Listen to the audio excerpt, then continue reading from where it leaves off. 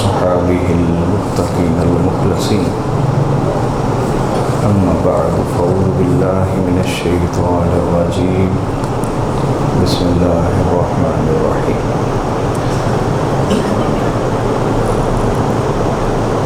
الحمدللہ تعالی اللہ کے فضل و احسان سے ہم حضرت امیر المؤمنین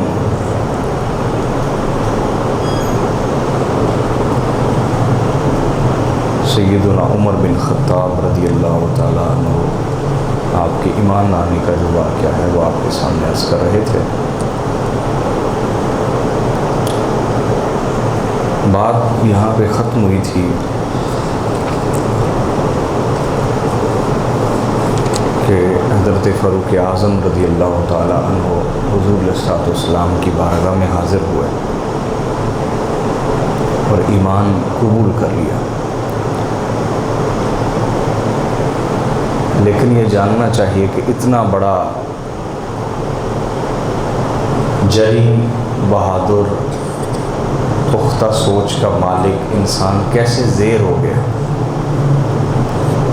عمر بن خطاب جیسا بہادر، جری اور جوش کا مالک اور پختہ رائے رکھنے والا اتنی جلدی کیسے زیر ہو گیا؟ سوال پیدا ہوتا ہے یا نہیں ہوتا؟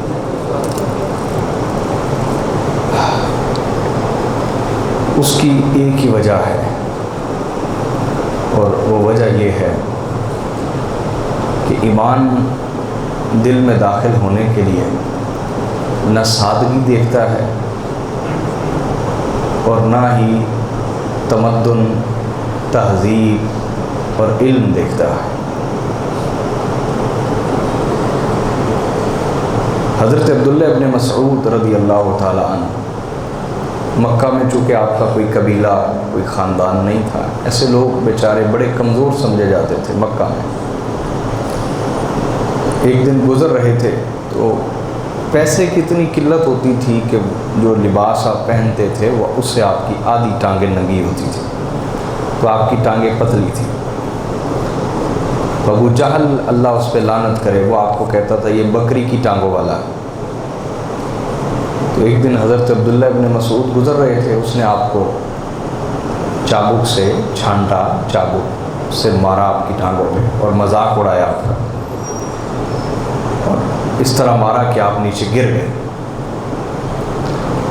تو اتنے میں وہ مار کے آپ کو چلا تو حضرت عمر ادھر سے آ رہے تھے، ابھی ایمان نہیں لائے تھے۔ انہوں نے گرا ہوا دیکھا عبداللہ ابن مسعود کو، تو ایسے ہاتھ دیا اور ہاتھ کے سہارے کھڑا کر دیا۔ تو عبداللہ ابن مسعود کہنے لگے اللہ کی قسم جن کے لیے میرے نبی نے دعا کی ہے تم ان دونوں میں سے زیادہ بہترین آدمی ہو۔ سرکار نے دعا کی ہے غلاف کعبہ پکڑ کے آج کہ اللہ عمر بن خطاب یا عمر، ابو جہل کا نام تھا عمر یا عمر، ان میں سے کوئی ایک مجھے دے کے اسلام کو عزت عطا فرما، ان میں سے کوئی ایک مجھے دے کے اسلام کو عزت عطا فرما۔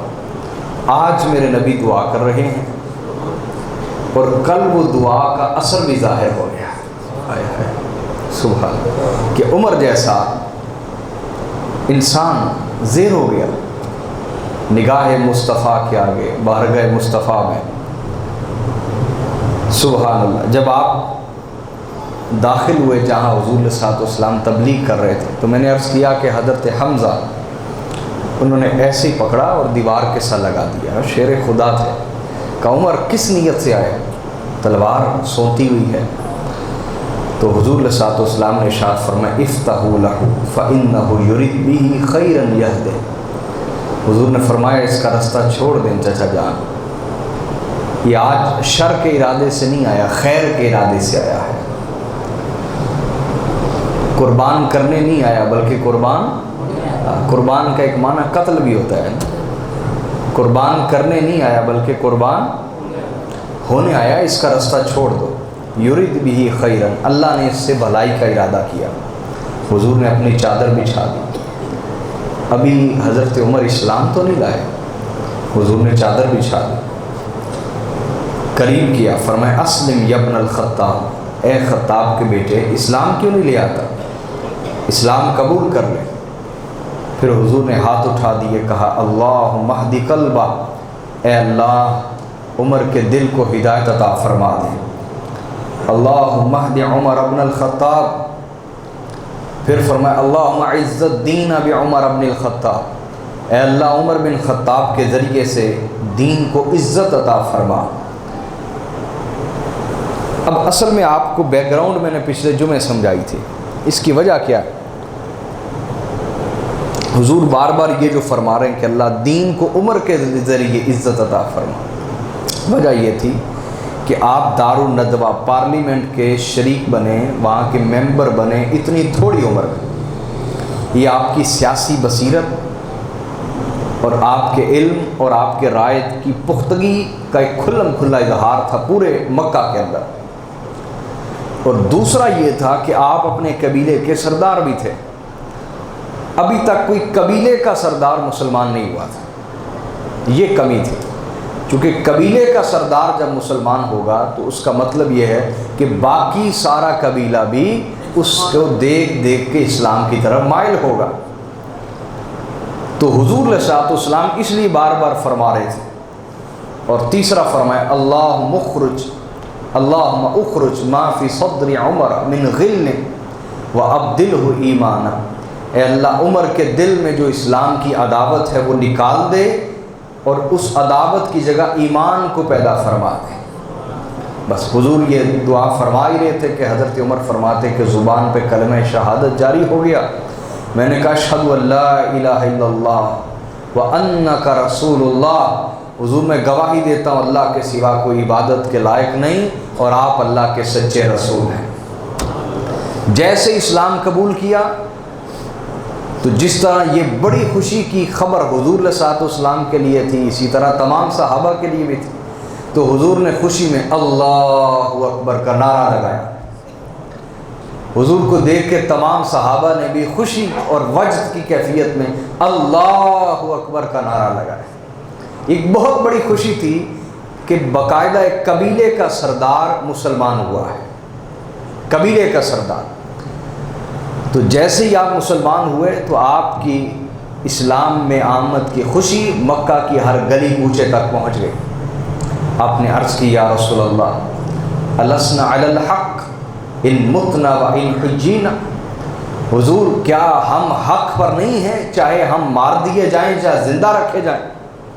हुजूर अलैहिस्सलाम ने फरमाया बिल्कुल हम हक़ पे हैं। कहा फ़फ़ीमल ख़िफ़ाउ या रसूल अल्लाह, हुजूर फिर हम छुप छुप के तबलीग क्यों करते हैं, हम छुप छुप के नमाजें क्यों पढ़ते हैं। अगर हम हक़ हैं तो हक़ तो सरेआम कहा जाए ना, हक़ की निदा तो सरेआम दी जाए, चाहे किसी को अच्छी लगे चाहे किसी को अच्छी न लगे। हुजूर छुपना फिर किस लिए, अलामा नुख़फ़ी दीनना व नहनु अलल हक़्क़ि व हुम अलल बातिल, हुजूर किस बात पर हम हक़ को छुपाएं जबकि हम हक़ पर हैं और वो बातिल पे हैं। वो अपना बातिल नहीं छुपा रहे, हम हक़ छुपा रहे हैं। हुजूर हम क्यों ना हक़ को ज़ाहिर करें। आका अलैहिस्सलाम ने उनकी राय को कबूल कर लिया। और हज़रत सुहैब रूमी रज़ी अल्लाह ताला अन्हु, जिनका वाक़या मैंने पीछे आपको सुनाया था, वो बयान करते हैं कि जैसे ही हज़रत उमर फ़ारूक इस्लाम ले आए, अब इस्लाम के पास दो बड़ी ताकतें जमा हो गई थी, एक हमज़ा और एक उमर रज़ी अल्लाह ताला अन्हु। ये दो ताकतें जमा हो गई। हज़रत हमज़ा के इस्लाम लाने से इस्लाम बहुत कवी हो गया, बहुत ताकतवर हो गया। यहाँ तक कि मैंने अर्ज़ किया था कि हज़रत हमज़ा रज़ी अल्लाह ताला अन्हु जब आप ईमान लाए तो ईमान लाने से पहले अबू जहल के पास गए, जिसने हुजूर की इहानत की थी, बेअदबी की थी। तो कमान हाथ में थी, उसके सर में दे मारी, सर फोड़ दिया। लेकिन अबू जहल की जुर्रत ना हुई कि हमज़ा बिन अब्दुल मुत्तलिब के सामने खड़ा हो सके। बहुत बड़ी ताकत है हमज़ा बिन अब्दुल मुत्तलिब। और दूसरी बड़ी ताकत अल्लाह ने अता फरमा दी उमर बिन खत्ताब रज़ी अल्लाह ताला अन्हुमा। حضرت حمزہ اور حضرت عمر، یہ دونوں طاقتوں کے آنے سے اسلام میں اتنی قوت پیدا ہو گئی کہ آج پہلی نماز ادا کرنے کے لیے حضور علیہ الصلوۃ والسلام صحن کعبہ میں ادا کرنے کے لیے حضور علیہ الصلوۃ والسلام دار ارقم سے نکلتے ہیں، اور دو قطاریں بنائی جاتی ہیں، ایک کی امامت ایک کے آگے حضرت حمزہ ہیں اور دوسرے کے آگے حضرت عمر بن خطاب ہے، اور حضور علیہ الصلوۃ والسلام ان کے درمیان میں آقا علیہ الصلوۃ والسلام صفے ہیں، ادھر حمزہ بن عبد المطلب، ادھر عمر بن خطاب رضی اللہ تعالیٰ عنہ، اور اس طرح حضور علیہ الصلوۃ والسلام نکلے دار ارقم سے صحن کعبہ میں نماز ادا کرنے کے لیے، اور اونچی آواز سے اشہد ان لا الہ الا اللہ کا نعرہ ان کی زبانوں پر ہے، ہر صدا توحید کی صدا ہے، ہر پکار توحید کی پکار ہے۔ آج پہلی دفعہ مکہ کی گلی کوچوں میں توحید کا نعرہ برسر عام لگایا جا رہا ہے، لیکن کسی کو یہ جرت نہیں ہے کہ توحید کے نعرے کو دبا سکے۔ بعض کفار نے کہا کہ ان کو روکتے ہیں، ان کی ایسی تیسی، پہلے یہ چھپ چھپ کے نمازیں پڑھتے تھے، آج اعلانیہ پڑھیں گے؟ تو کئی لوگوں نے کہا نہ، جس قوم میں حمزہ جیسا شیر ہو اور عمر بن خطاب جیسا جری ہو، ان پر حملہ کرنے کی جرت نہیں کرنی چاہیے۔ حضور علیہ الصلوۃ والسلام نے پہلی نماز صحن کعبہ میں اپنے صحابہ کے ساتھ اعلان ادا فرمائی۔ یہی وجہ ہے کہ حضرت عبداللہ ابن مسعود نے فرمایا کان اسلام عمر عزا، کہ حضرت عمر کا اسلام عزت کا سبب تھا اسلام کے لیے، ان کا اسلام لانا اسلام کے لیے عزت کا سبب بنا، وَهِجْرَتُهُ نَصْرًا، اور ان کی ہجرت کرنا مکہ سے مدینہ کی طرف یہ اسلام کی مدد اور نصرت کا سبب بنا، کہ جب آپ نے ہجرت کرنی تھی تو چھپ کے ہجرت نہیں کی، بلکہ دار الندوہ کے سامنے گئے، طواف کیا، 2 رکعت نفل ادا کیے، اس کے بعد دار الندوہ کے سامنے کھڑے ہو گئے اور تلوار نکال لی میان سے، کہا آج جو عورت چاہتی ہے کہ بیوہ ہو جائے وہ اپنے شوہر کو میرے پیچھے بھیج دے، آج جو بچے چاہتے ہیں کہ یتیم ہو جائیں وہ اپنے باپ کو میرے پیچھے بھیج دے، خبردار ہو جاؤ کہ عمر ہجرت کرنے والا ہے اور چھپ کے ہجرت کرنے والا نہیں ہے۔ تو حضرت عبداللہ ابن مسعود نے فرمایا کان اسلام عمر عزا، عمر کا اسلام کے لیے عزت کا سبب بنا، وَهِجْرَتُهُ نَصْرًا، اور ان کی ہجرت اسلام کے لیے نصرت اور مدد کا سبب بنی، وَإِمَارَتُهُ رَحْمَةً، اور آپ کی امارت اور خلافت اسلام کے لیے رحمت کا سبب بنی، کہ اسلام جس قدر تیزی سے آپ کے دور خلافت میں پھیلا ہے، اس قدر تیزی سے کسی اور کے دور خلافت میں نہیں پھیلا۔ یہ شرف اللہ نے آپ کو عطا فرمایا۔ واللہ مستطعنا ان نصلی حول البیت ظاہرین حتی اسلم عمر، حضرت عبداللہ ابن مسعود فرماتے اللہ کی قسم ہم یہ طاقت نہیں رکھتے تھے کہ ہم صحن کعبہ میں علل اعلان طواف کریں اور نماز پڑھیں پورے غلبے کے ساتھ اور پورے اعلانیہ طور پر، ہم یہ طاقت رکھتے نہیں تھے۔ حتی اسلم عمر، یہاں تک کہ حضرت عمر اسلام لے آئے۔ یہ آپ کے اسلام کی پہلی برکت تھی کہ مسلمانوں نے علل اعلان صحن کعبہ میں نماز ادا فرمائی۔ اور میں نے عرض کیا کہ آپ سے پہلے 39 لوگ اسلام لا چکے تھے، اور آپ کے اسلام لانے سے 40 کا عدد بولیے پورا ہو گیا، اور جب یہ 40 کا عدد پورا ہوا تو اس پر یہ آیت مبارکہ نازل ہوئی، یا ایھا النبی حسبک اللہ ومن اتبعک من المؤمنین، اے نبی اللہ آپ کو کافی ہے اور وہ مومنین کافی ہیں جنہوں نے آپ کی اتباع اور پیروی اختیار کر لی ہے۔ تو یہ 40 حضور علیہ الصلوۃ والسلام کے ساتھ جب ملے تو اللہ رب العزت نے فرمایا یہ آپ کے لیے کافی ہیں۔ اب اس کے بعد اگلا حکم ملا، کیا اگلا حکم؟ وہ کیا؟ لیکن یہاں میں ایک نقطہ سمجھانا چاہتا ہوں۔ اسلام کے خلاف یہ پروپیگنڈا کیا جاتا ہے کہ اسلام تلوار کے زور پہ پھیلا۔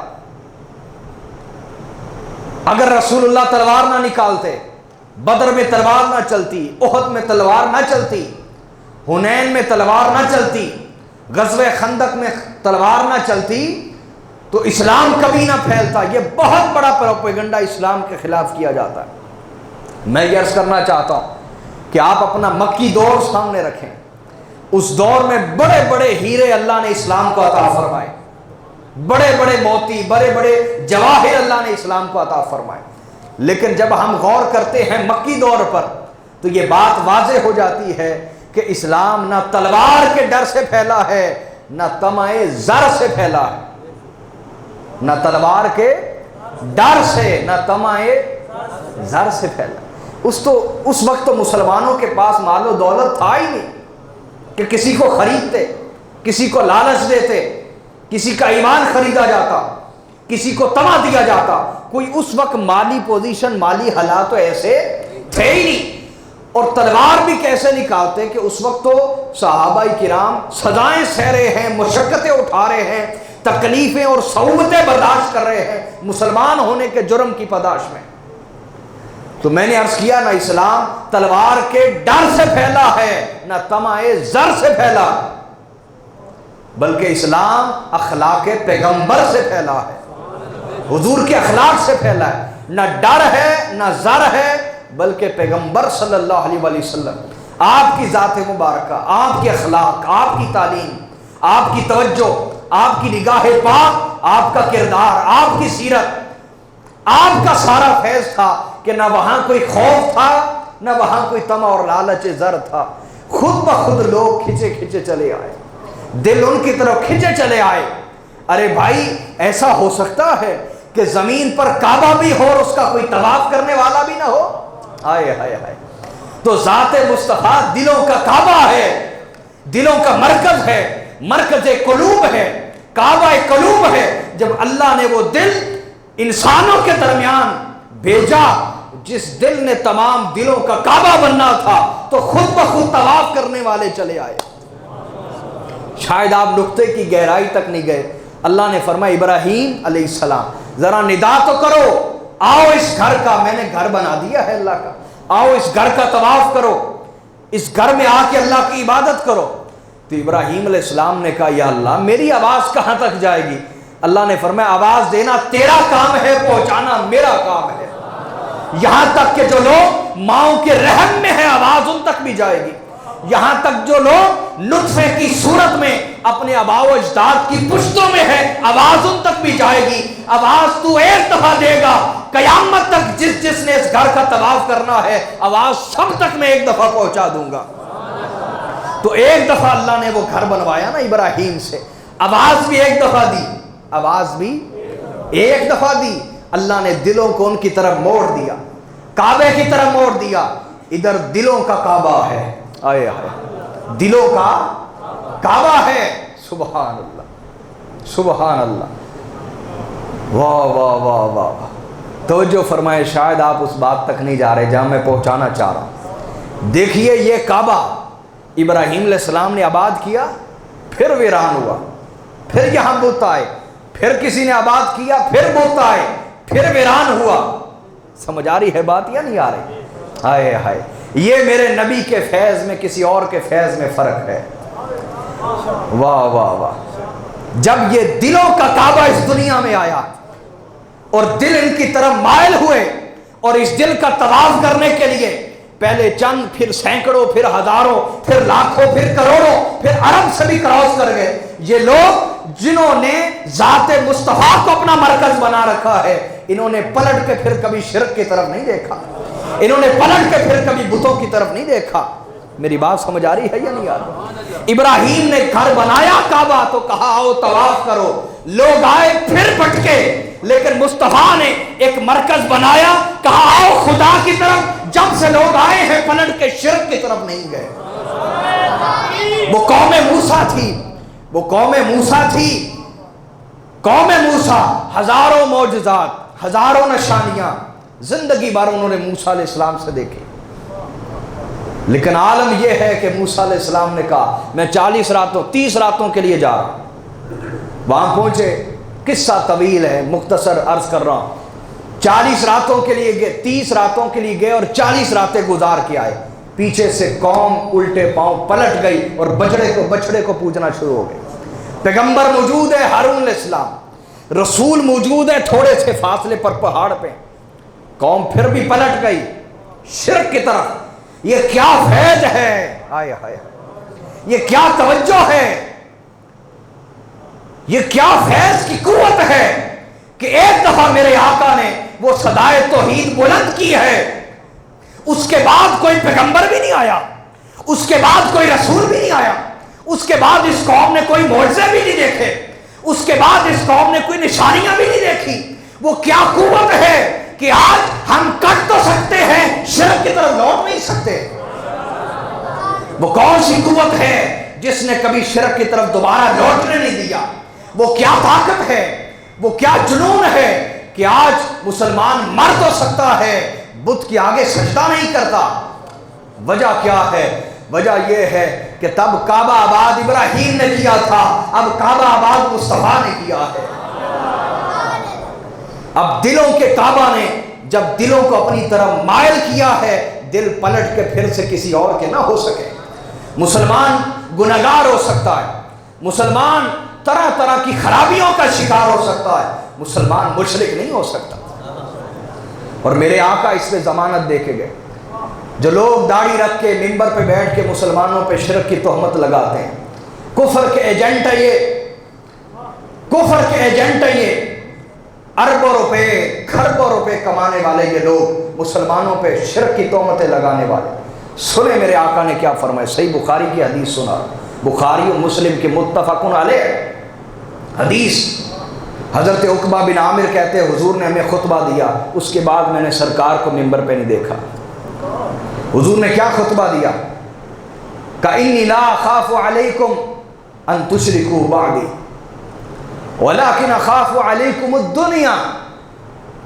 हुजूर ने इरशाद फरमाया, मुझे कोई डर नहीं है कि तुम मेरे बाद कभी शिर्क करोगे, हाँ ये डर है कि तुम दुनियादार हो जाओगे, ये डर है, ये डर नहीं कि तुम कभी, बोलिए, शिर्क करोगे। जो लोग डॉलर और पैसे के आदी हैं वो नुक्ते भी अजीब निकालते हैं, जिन्हें मुसलमानों पे शिर्क की तोहमत लगाना है। इंसान अपने लालच के लिए किसी भी हद तक गिर सकता है, अल्लाह मुआफ़ी अता फरमाए, उससे पहले ईमान पे मौत दे दे। उन्होंने कहा कि ये खिताब तो सहाबा से था कि तुम मेरे बाद कभी शिर्क नहीं करोगे, हमारे लिए तो नहीं था, ये जो आप बैठे हैं आपके लिए तो नहीं था, ये जिन तक मेरा पैगाम जाएगा उनके लिए नहीं था, ये तो सहाबा के लिए हुजूर फरमा रहे थे कि तुम मेरे बाद शिर्क नहीं करोगे। हम कहते थोड़ा सा तो होश करो, सरकार का एक ही जुमला आधा मानते हो आधा फिर नहीं मानते। हुजूर ने तो पूरा जुमला ये फरमाया, मुझे कोई डर नहीं कि तुम मेरे बाद कभी शिर्क करोगे, हाँ ये डर है कि तुम दुनियादार हो जाओगे। तो क्या तुम सहाबा के लिए ये मानते हो कि वो कभी शिर्क में नहीं पड़े लेकिन दुनियादार हो गए? तवज्जो फरमाए, क्या आप ये तस्लीम करते हैं? ये तस्लीम करते हैं? समझ आ रही है बात या नहीं आ रही? बोलिए, ये तस्लीम करते हैं? कोई मुसलमान ये तस्लीम कर सकता कि सहाबा शिर्क की तरफ तो नहीं गए लेकिन दुनियादार हो गए, दुनिया में पड़ गए? बोलिए। तो हम ये कहते हैं कि जब दूसरा खिताब सहाबा के लिए नहीं था तो पहला हिस्सा भी सहाबा के लिए नहीं था, बल्कि पूरा खिताब बाद में आने वाली उम्मत, बल्कि सहाबा से लेकर क़यामत तक सारी उम्मत के लिए है। क्या? सारी उम्मत के लिए, कि हम शिर्क की तरफ कभी नहीं लौटेंगे। हाँ, दुनिया का हमला ज़रूर होता है, हुब्बे दुनिया का हमला। अल्लाह, तो बात चली, मैंने कहा क्या ताकत थी जिसने उमर जैसे, साद बिन अबी वक्कास जैसे, अबू बकर बिन अबी कुहाफा जैसे बड़े ज़ीरक दाना सियासतदान, अपने दौर के ज़ीरक दाना लोग, हिकमत वाले लोग, पुख्ता राय रखने वाले, साहिब राय लोग, उनको खींच लिया अपनी तरफ। क्या कोई तलवार का डर था? क्या कोई तमय ज़र था? नहीं नहीं नहीं, ये फैज़े पैगंबर था, फैज़े पैगंबर। इस्लाम पैगंबर सल्लल्लाहु अलैहि वसल्लम के फैज़ से फैला है।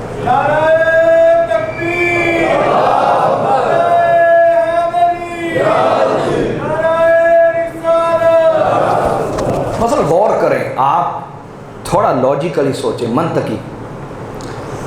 آپ کے حضرت مولا علی المرتضیٰ حضور کے ساتھ رہے، کوئی کہہ سکتا آپ کے گھر والے تھے، اس لیے میں نے وہ ان کی مثال نہیں دی، ان کی مثال، حالانکہ یہ اس سے بھی مشکل ہے، کیا یہ اس سے بھی مشکل ہے کہ گھر والے آپ کو راہبر مانیں، بھائی یہ اس سے بھی مشکل ہے۔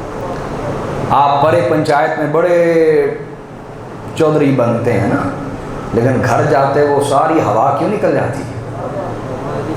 وجہ یہ ہوتی ہے کہ بیوی کی نظر میں عزت دار بننا یہ بہت مشکل ہے، بیوی کی نظر میں صاحب عزت بننا بہت مشکل۔ وجہ کیا ہے؟ وہ آپ کی خوبیوں کے ساتھ ساتھ آپ کی خامیاں بھی جانتی ہوتی ہیں، لوگ صرف آپ کی خوبیاں جانتے ہوتے ہیں، ایسا ہے کہ نہیں؟ اس لیے میں نے حضرت مولا علی المرتضیٰ کی مثال نہیں دی، میں نے تو کہا سعد بن ابی وقاص جیسے انسان کون انہیں لے آیا؟ کہانی سنائی تھی نا حضرت سعد بن ابی وقاص، ماں کی فرما برداری میں مشہور تھے، سنایا تھا نا واقعہ۔ ماں نے کہا سعد اگر تو نے محمد کا ساتھ نہ چھوڑا تو میں کھانا پینا چھوڑ دوں گی، بھوکی پیاسی مر جوں گی، لوگ تجھے کہیں گے یا قاتل امہ، اے اپنی ماں کے قاتل، یا قاتل امی، اے اپنی ماں کے قاتل، لوگ تجھے ماں کا قاتل کہیں گے۔ سعد بن ابی وقاص رضی اللہ عنہ کہتے ایک دن دیکھا، دو دن دیکھا، واقعی اس نے نہ کچھ کھایا نہ پیا، میں تو سمجھا تھا جب بھوک لگے گی کھا لے گی، لیکن اس نے کھایا پیا کچھ نہیں۔ تو پھر میں اپنی ماں کے پاس آیا، میں نے کہا ماں ابھی تو تیرے پاس ایک جان ہے نا، اگر تیرے پاس 100 جانیں بھی ہوتی اور تو میرے سامنے ہر دفعہ تڑپ تڑپ کے مرتی تب بھی محمد مصطفیٰ کا ساتھ نہ چھوڑتا۔ یہ کیا جنون ہے؟ یہ کیا عشق اور دیوانگی ہے؟ کیا یہ تلوار سے آ سکتا؟ کیا یہ طمع زر سے آ سکتا ہے؟ سوچئے نا، یہ فیض پیغمبر ہے، یہ فیض پیغمبر، اس کو تسلیم کیے بغیر کوئی انسان سچائی کی راہ نہیں چل سکتا۔ حاضرین محترم، 3 سال گزر گئے حضور علیہ السلام کو تبلیغ کرتے ہوئے خاموشی سے۔ اب اگلا دور شروع ہوتا ہے اسلام کی دعوت کا، وہ ہے دوسرا دور۔ کیا؟ اللہ پاک نے قرآن پاک کی آیات نازل فرمائی، اعوذ باللہ من الشیطان الرجیم، وَأَنذِرْ عَشِيرَتَكَ الْأَقْرَبِينَ وَاخْفِضْ جَنَاحَكَ لِمَنِ اتَّبَعَكَ مِنَ الْمُؤْمِنِينَ۔ کیا میرے نبی اپنے قریبی رشتہ داروں میں سے جو آپ کے خاندان کے لوگ ہیں انہیں اللہ کا ڈر سنائیں، ان سے تبلیغ کا آغاز کریں، اعلانیہ تبلیغ کا آغاز ان سے کریں، اپنی قریبی رشتہ داروں سے۔ اس سے پتہ یہ چلتا ہے کہ قرآن نے بھی صحابہ کرام اور حضور کے قریبی رشتہ داروں میں فرق کیا ہے۔ آپ جب اس فرق کو مٹائیں گے تو تب عقیدتیں ختم ہو جائیں گی، تب شیعہ سنی فساد ہوں گے، تب جھگڑے ہوں گے، تب لڑائیاں ہوں گی۔ تو ہم یہی کہتے ہیں کہ ہم حضور کی ہر نسبت کا دل و جان سے احترام کرتے ہیں، ان میں ترازو مت رکھو، ان میں ترازو ہو ہی نہیں سکتا، ان میں ترازو بولیے رکھا جا سکتا ہی نہیں ہے۔ کیسے رکھ سکتے ہیں اور کس بنیاد پہ آپ ترازو رکھ سکتے ہیں؟ تو ترازو رکھے بغیر محبت کریں حضور کے خاندان سے، اور ترازو رکھے بغیر محبت کریں حضور کے خدام اور صحابہ کرام سے، پھر آپ کا ایمان ٹھیک رہے گا۔ جب آپ ترازو رکھیں گے نا پھر آپ خرابی کی طرف جائیں گے۔ تو دیکھیے اللہ نے یہ نہیں فرمایا کہ سب کو شروع کر دیں اعلانیہ دعوت، نہ، فرمایا اپنے قریبی رشتہ داروں کو جمع کریں۔ اس سے پتہ چلا حضور کے قریبی رشتہ داروں کے کچھ اضافی حقوق ہیں، ان کی کچھ اضافی عظمتیں، ان کی کچھ اضافی فضیلتیں، ان کے کچھ اضافی درجات ہیں۔ جو اس چیز کا منکر ہوتا ہے وہ فضائل مصطفیٰ کا منکر ہے حقیقت میں، کیونکہ حضور کے خاندان کے فضائل اصل میں فضائل مصطفیٰ ہیں، خاندان رسول کی فضیلتیں اصل میں رسول اللہ کی فضیلتیں، ان کے انکار سے رسول اللہ کے فضائل کا انکار آئے گا۔ میری بات آپ سمجھے کہ نہیں سمجھے؟ تو یہ حضور کا خاندان، سرکار کی آل اولاد، حضور کا قبیلہ، حضور کا خاندان، یہ اضافی حق رکھتا ہے۔ تو جب اللہ کی نظر میں حضور کا خاندان اضافی حق رکھتا ہے، آپ سب کو برابر قطار میں کیسے کھڑے کر سکتے ہیں؟ سمجھ آ رہی میری بات یا نہیں آ رہی؟ یہ پچھلے جمعے میں نے ایک مسئلہ بیان کیا، جمعے پہ نہیں ادھر آسانے، خمس کا مسئلہ، وقت بھی ہو گیا، خمس کا مسئلہ بیان کیا کہ خمس آج بھی فرض ہے، حاکم وقت پر فرض ہے کہ وہ حضور علیہ الصلوۃ والسلام کے خاندان کو 5واں حصہ دے، 5ویں کا مال غنیمت میں سے، یہ اللہ اس کے رسول نے فرض کیا ہے خمس۔ اور اسی طرح جتنے بھی خزانے زمین سے نکلتے ہیں، مثلا تانبا نکلتا ہے، سونا نکلتا ہے، چاندی نکلتی ہے، لوہا نکلتا ہے، جتنے بھی زمین سے معدنیات نکلتے ہیں ان کا 5واں حصہ خمس یہ حضور کے خاندان کو دینا فرض ہے، یونین کونسل لیول تک دینا فرض ہے۔ سمجھ آ رہی ہے میری بات یا نہیں آ رہی؟ یہ مسئلہ بیان کیا تو کچھ لوگوں نے یہ بات کی کہ بعض علماء نے تو کہا ہے کہ وہ حضور کی زندگی تک ختم ہو گیا، اب فقراء، سید فقیر بھی ویسے ہی ہے جیسے عام فقیر۔ تو میں نے کہا قرآن سے دیکھو، اللہ نے فرمایا تبلیغ کرنے میں بھی فرمایا پہلے اپنے خاندان سے تبلیغ شروع کریں، عوام الناس سے تبلیغ کی ابتدا اپنے خاندان سے شروع کریں۔ جب اللہ انہیں اضافی حق دے رہا ہے، آپ ان کا اضافی حق کیسے مار سکتے ہیں اور کس دلیل اور بنیاد پہ مار سکتے ہیں؟ حالانکہ خمس حضرت ابوبکر صدیق دیتے رہے، خمس حضرت عمر دیتے رہے، خمس حضرت عثمان غنی دیتے رہے، خمس حضرت مولا علی کے دور میں رہا، حضرت امام حسن کے دور میں رہا، حتیٰ کہ حضرت معاویہ کی جنگیں بھی رہی اہل بیت سے، لیکن انہوں نے خمس بند نہیں کیا۔ ہر سال امام حسن اور امام حسین کی بارگاہ میں خمس پہنچتا تھا۔ خمس کا انکار قرآن کا انکار ہے۔ اللہ تعالیٰ ہدایت عطا فرمائے، اور انشاءاللہ یہاں سے اگلی گفتگو کو آغاز کریں گے۔ اللہ تعالیٰ ہمیں جو ہدایت کی باتیں کی ہیں مجھے اور آپ کو سمجھنے اور عمل کرنے کی توفیق عطا فرمائے۔